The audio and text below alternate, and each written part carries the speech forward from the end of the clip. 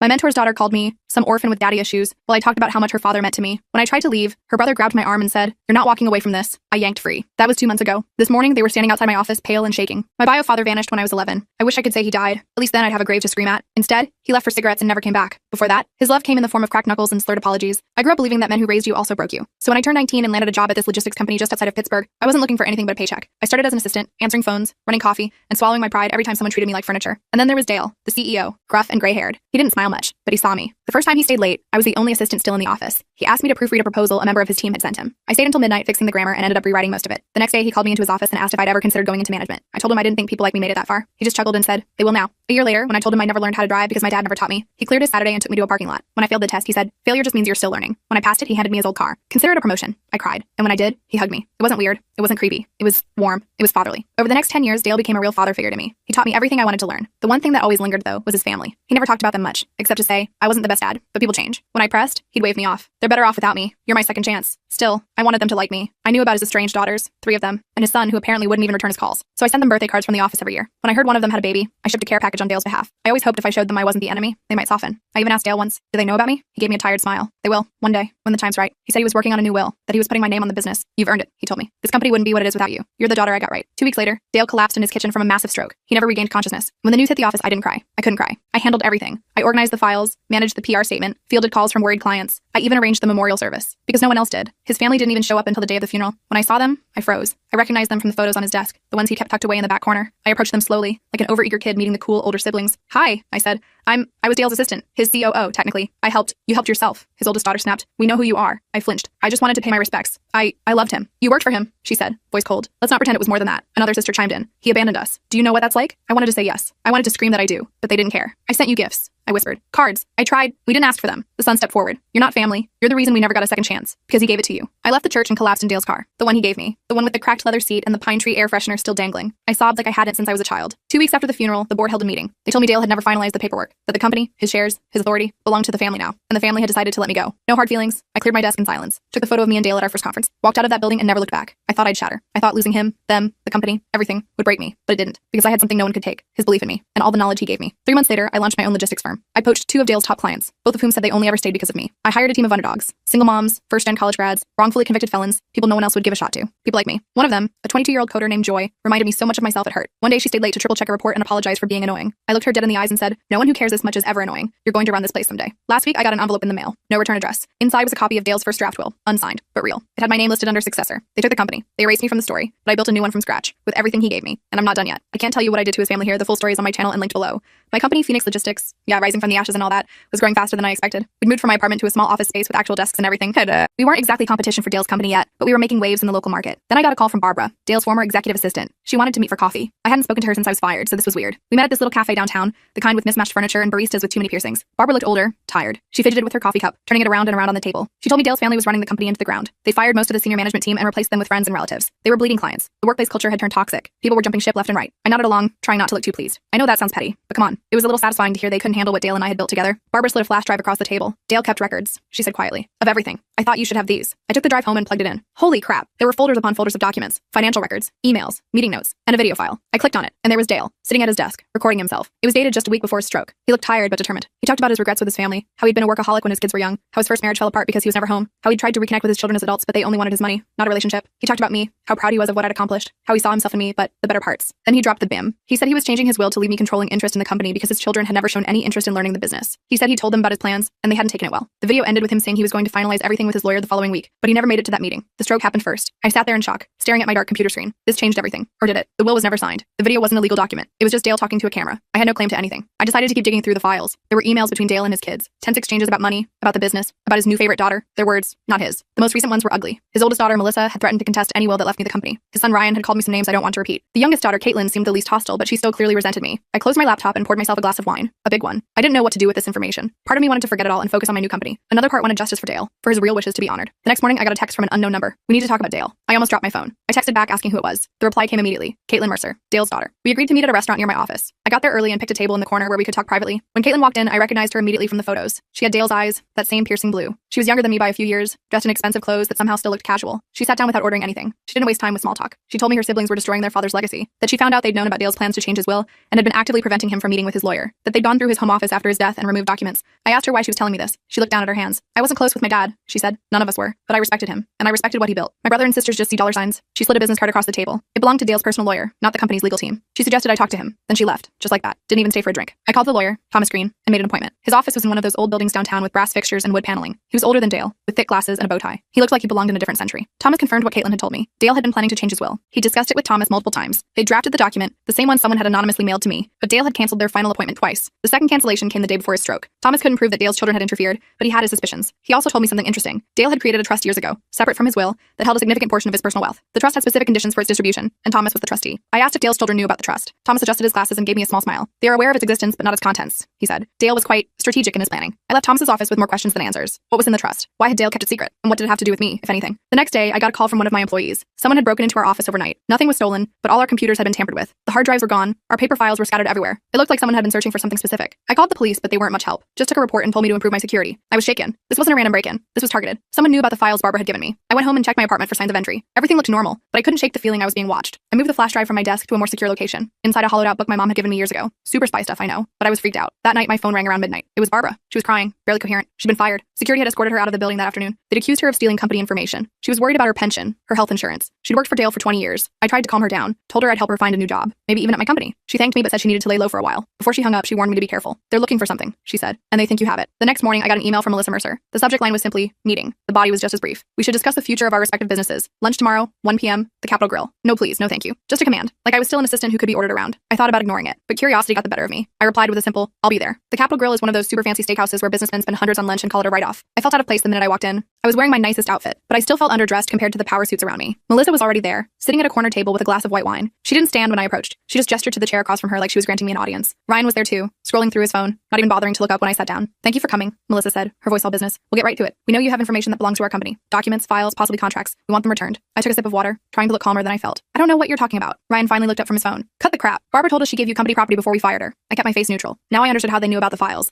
They'd pressured Barbara into admitting she'd shared information with me before firing her. Barbara and I are friends. We've had coffee. That's it. Melissa leaned forward. Look, we can do this the easy way or the hard way. Return all company documents in your possession. Sign an NDA and a non-compete agreement, and we'll leave you and your little startup alone. Refuse, and we'll bury you in lawsuits until there's nothing left. I felt my temper rising. Is that why you broke into my office? Looking for these imaginary documents? They exchanged a quick glance. So they were behind the break-in. Ryan started to say something, but Melissa cut him off with a sharp look. We had nothing to do with any break-in, she said smoothly. But if someone did access your office, perhaps they were simply recovering stolen property. I stood up, my chair scraping loudly against the floor. I have nothing that belongs to you, and I'm not signing anything. Dale taught me better than to cave to empty threats. Ryan's face darkened. Dale taught you? He wasn't your father. He was our father. And he was a selfish bastard who abandoned his real family for his precious company. And for what? So he could play daddy to some orphan with daddy issues? That stung, but I didn't let it show. I'm not an orphan. My mother raised me just fine. And Dale was twice the father to me that he apparently was to you. I walked out before they could respond. My hands were shaking so bad I could barely get my car door open. I sat in the parking lot for a few minutes, trying to calm down. What the hell was going on? What did they think I had? When I got back to my office, Joy was waiting for me with a worried expression. There's someone here to see you, she said quietly. She wouldn't give her name, but she says it's urgent. I walked into my office and found Caitlin sitting in my chair. She looked up when I entered, her face tense. They know I talked to you, she said without preamble. Ryan followed me that day. They're furious. I closed the door. What exactly is going on, Caitlin? Why are your siblings so desperate to get whatever they think I have? She bit her lip. It's the trust. Dad set up this trust years ago with conditions about who could access it. They think he changed the terms before he died. They think you're a beneficiary now. That was news to me. And what do they think I have? Documents about the trust? They think you have proof that Dad was planning to cut them out completely. Give you everything. The company, the trust, all of it. I shook my head. That's not what he wanted. He just wanted me to run the company because I actually knew how. The video he recorded made that clear. Caitlin's eyes widened. What video? I hesitated, then decided to trust her. I pulled out my laptop and played the video Barbara had given me. Caitlin watched in silence, tears forming in her eyes as Dale spoke about his regrets as a father. When it ended, she wiped her eyes. They can't see this, she said firmly.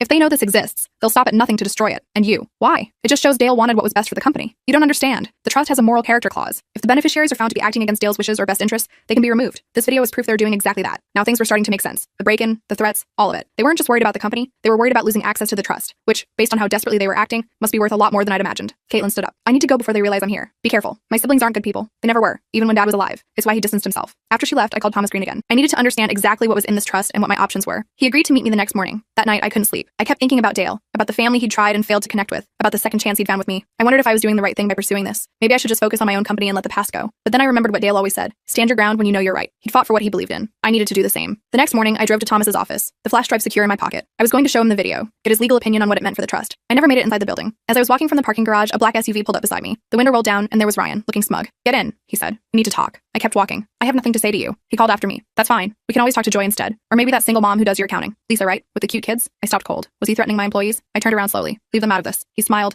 and it reminded me so much of my biological father that I felt suck. "Then get in the car." Against my better judgment, I got in. Ryan didn't drive away. We just sat there in the parking garage, engine running. He turned to face me. "Here's the deal. You give us everything you have from Dad. All the files, all the videos, everything. You sign a non-disclosure agreement. You close your company and move out of state. In return, we leave you and your employees alone." I laughed. I couldn't help it. "That's your offer? I give up everything and get nothing in return except not being harassed by you? No thanks." His face hardened. "You don't have a choice. We own Dad's company. We have resources you can't imagine. We can crush your little startup overnight. Then why haven't you?" I challenged. "If you're so powerful, why are you so scared of me?" That hit a nerve. Ryan's face flushed red. "We're not scared of you. We just want what's ours." "No, you want what's Dale's. There's a difference." I reached for the door handle, but Ryan grabbed my arm. His grip was tight enough to hurt. "You're not walking away from this. Not until we have a deal." I yanked my arm free. "Touch me again, and I'll have you arsted for assault. We're done here." I got out of the car and walked quickly toward Thomas's building, my heart pounding. I heard the SUV's tires squeal as Ryan drove off. I looked back over my shoulder, half expecting him to try to run me down, but he was gone. Thomas was waiting for me in his office, looking concerned. "Are you all right? You look shaken." I told him what had happened with Ryan. Thomas listened gravely, then picked up his phone and made a call. He spoke briefly to someone, then hung up. "I've asked security to keep an eye out for Mr. Mercer," he said. "Now, you mentioned on the phone that you have some new information." I showed him the video. Thomas watched it carefully, taking notes. When it finished, he sat back in his chair, fingers steepled under his chin. "This is significant," he said. "Very significant indeed." He explained that Dale's trust was set up with specific provisions. The primary beneficiaries were his children, but there were conditions. They had to demonstrate good character and responsible management of his assets. If they failed to meet these conditions, alternative beneficiaries would receive the trust assets instead. "Am I one of those alternatives?" I asked. Thomas hesitated. "I cannot disclose the specific terms without a court order. However, I can tell you that Dale was very concerned about his legacy, both personal and professional. He wanted his assets to benefit those who shared his values and vision." That wasn't a direct answer, but it told me enough. I was at least mentioned in the trust, which explained why Dale's children were so desperate to get rid of me. "What should I do?" I asked. Thomas thought for a moment. "Document everything, every threat, every encounter. Back up that video in multiple secure locations, and be prepared for them to escalate. People who feel entitled to wealth they didn't earn can become quite irrational when that entitlement is threatened." I left Thomas's office feeling both more informed and more worried. I had evidence that could potentially affect the trust, but using it would mean all-out war with Dale's children, and they had already shown they were willing to play dirty. When I got back to my office, I found the place in chaos. We'd received a cease and desist letter from Dale's company, claiming we were using proprietary information and infringing on their intellectual property. It was complete nonsense, but it had spooked some of our clients. Two had already called to put their contracts on hold until the legal issues were resolved. Joy was trying to calm everyone down, but I could see the worry in her eyes. This was her first real job out of college, and now it looked like it might disappear. I gathered everyone in our small conference room. "Listen up," I said, trying to sound more confident than I felt. "This is a scare tactic, nothing more. We haven't done anything wrong. We built this company from scratch, with our own ideas and our own hard work. I'm going to fight this, and we're going to win." My little speech seemed to help, but I could tell everyone was still worried. After they went back to work, I sat in my office staring at the cease and desist letter. This was just the beginning. Dale's children were going to try to destroy everything I'd built. I needed to fight back. But how? I stared at that cease and desist letter for about an hour before I had an idea. Dale always said the best defense is a good offense. So I called Thomas again and asked if we could meet one more time. He agreed,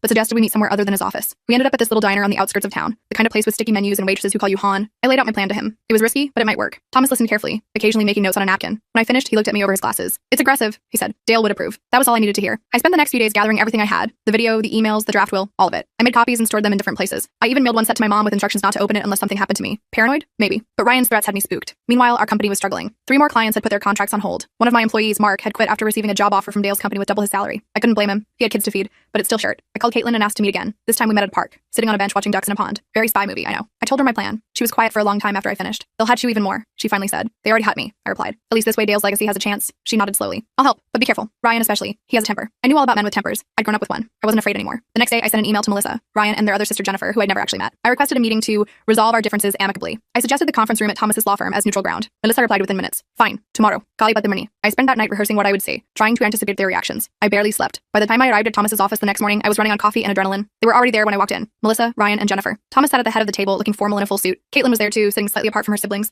They all looked up when I entered. Ryan's face was already red with anger. "Let's get this over with," Melissa said as I sat down. "What do you want?" I took a deep breath. "I want to make a deal." Ryan snorted. "We already tried that. You weren't interested." "I'm interested in a fair deal," I clarified. "Not blackmail." I opened my laptop and turned it so they could all see the screen. I played a short clip from Dale's video, just enough for them to understand what it was. Ryan's face went from red to white. Melissa's expression didn't change, but I saw her hands tighten into fists. "Where did you get that?" Jennifer asked. She looked the most like Dale. Same eyes, same way of tilting her head when she was thinking. "Dale recorded it the week before his stroke," I said. "He knew what you were doing. He knew you were trying to prevent him from changing his will." "That's a lie," Ryan snapped. "He had a stroke. It was unexpected. No one could have prevented it." "I'm not saying you caused his stroke," I clarified. "I'm saying you knew he was planning to change his will, and you were actively interfering with that process." Thomas cleared his throat. "I can confirm that Dale canceled 2 appointments with me in the weeks before his death, appointments that were specifically scheduled to finalize changes to his will." Melissa's eyes narrowed. "And what exactly are you suggesting?" I laid it all out. The evidence I had that they'd known about Dale's plans, the trust conditions that could potentially remove them as beneficiaries if they were found to be acting against Dale's wishes, the fact that they were now running his company into the ground. "Here's my offer," I said when I'd finished. "I won't contest the will. The company stays with you. I won't pursue any claim to the trust. In exchange, you drop all legal actions against my company. You stop harassing my employees, you stop threatening me, and you put Caitlin in charge of Dale's company." That last part got their attention. All 3 siblings looked at Caitlin in surprise. She met their gaze steadily. "Caitlin?" Jennifer asked. What do you know about this? Enough, Caitlin replied. Enough to know that Dad would be ashamed of what you're doing. Ryan laughed, an ugly sound. This is ridiculous. We're not putting Caitlin in charge of anything, and we're certainly not backing off just because you have some video of Dad rambling before he died. I closed my laptop. Then I'll release the video. I'll contest the will. I'll provide evidence to Thomas that you're violating the terms of the trust, and I'll sue you for harassment, defamation, and interference with my business. With what money? Melissa asked coldly. We'll bankrupt you before any of those cases see a courtroom. That's when Thomas spoke up. Actually, Ms. Mercer,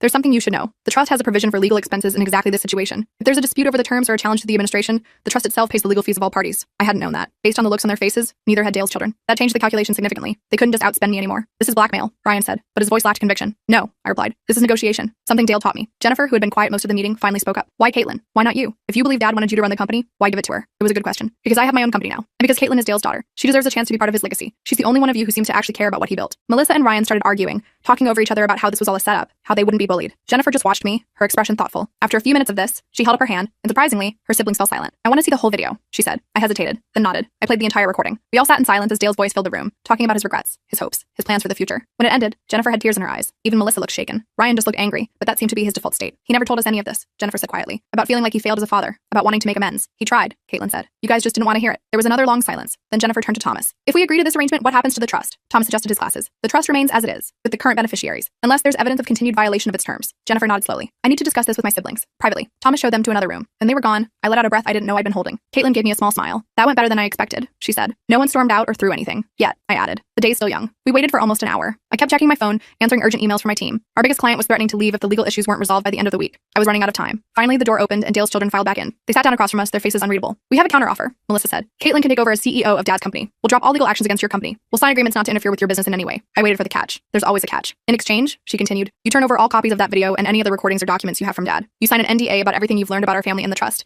And you agree never to contest the will or make any claim on Dad's estate. It was actually pretty reasonable, better than I'd expected. I looked at Thomas, who gave a small nod. I accept, I said, with one addition. I want a formal apology to my employees for the disruption to their lives and careers. Ryan started to object, but Jennifer cut him off. That's fair. We'll issue a statement. We spent the next hour working out the details with Thomas. By the end, we had a framework for an agreement. It wasn't perfect, but it was something I could live with. Something that honored what Dale would have wanted. As we were wrapping up, Jennifer approached me. Can I talk to you for a minute? Alone? We stepped into the hallway. Jennifer looked uncomfortable, shifting her weight from foot to foot. I wanted to say I'm sorry, she said finally. For what happened at the funeral. For what Ryan said to you in the car. For all of it. I wasn't expecting that. Thank you. Dad talked about you sometimes, she continued. Not often, but when he did, he was proud. Really proud. I was jealous, I think, that he could start fresh with you when he'd messed up so badly with us. I didn't know what to say to that. I'd spent so long seeing Dale's children as the enemy that I'd never really thought about how they might see me. He loved you guys, I said. He just didn't know how to show it. And by the time he figured it out, there was too much history in the way. Jennifer nodded. Maybe. Anyway, I just wanted you to know that not all of us hurt you. And I think Dad made the right choice, trusting you. She walked back into the conference room, leaving me standing there processing what had just happened. It wasn't forgiveness exactly, but it was something. A crack in the wall between us. The formal agreement was signed a week later. True to their word, Dale's children dropped all legal actions against my company. Caitlin took over as CEO of Dale's company. Our clients came back, relieved that the legal cloud had lifted.